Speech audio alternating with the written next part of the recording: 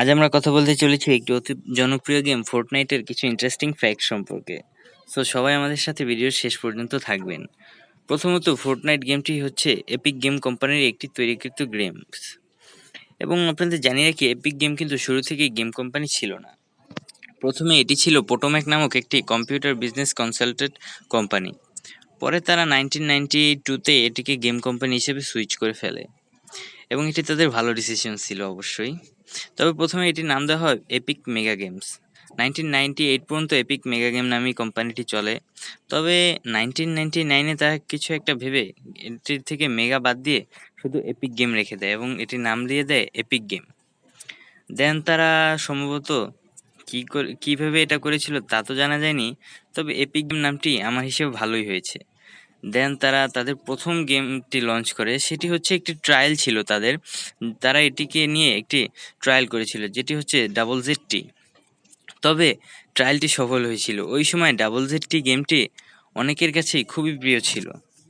So তাই তারা ভাবলো তারা আরও কিছু গেম লঞ্চ করবে। দেন তারা 2017-তে লঞ্চ করলো ফোর্টনাইট।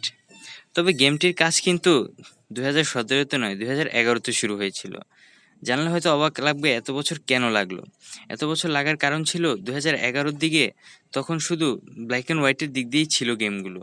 সব কম্পিউটার ভিডিও গেম এরকমই ছিল, কিন্তু তারা চাইছিল আরও কিছু ভালো করতে। তাই তারা Chinese game publisher company Tencent গেমসের সাথে এক হয়ে ফোর্টনাইট গেমটি নিয়ে আসে 2017-তে, এবং এটি বলা বাহুল্য যে গেমটি খুবই ভালো ছিল।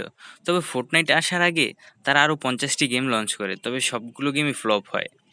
এবং এটি ফ্লপ হওয়ার মেন রিজন ছিল তারা ফোর্টনাইটের উপর এতই ফোকাস করেছিল যে অন্য গেমগুলো তারা কোনো রকমের ছাড় ছিল বাজারে। তবে তাদের প্রথম ফোর্টনাইট গেমসই তারা প্রথম লঞ্চ করে Microsoft Windows, iOS, MacBook, PS4, পিসি, এক্সবক্স ইত্যাদির জন্য। তবে অতি শীঘ্রই এটি প্লে স্টোরেও অ্যাভেলেবেল হবে। তাদের গেমসটি teen choice award, best ongoing game award 2018ও জিতে নেয়। এবং আপনি জানলে অবাক হবেন যে গেমটি লঞ্চ হওয়ার 2 সপ্তাহের মধ্যে 10 মিলিয়ন প্লেয়ার্স পায়। সো গাইস, যদি আপনাদের আমাদের ভিডিওটি ভালো লেগে থাকে তাহলে আমরা আশা করি অবশ্যই আপনারা একটি লাইক, একটি কমেন্ট, একটি শেয়ার দিতেই পারেন। অ্যান্ড প্লিজ আমাদের চ্যানেলটিকে সাবস্ক্রাইব করুন, আমরা নতুন। সো আপনারা সাবস্ক্রাইব করলে, লাইক, কমেন্ট, শেয়ার করলে আমরা আরেকটু support pi. Thanks for watching this video.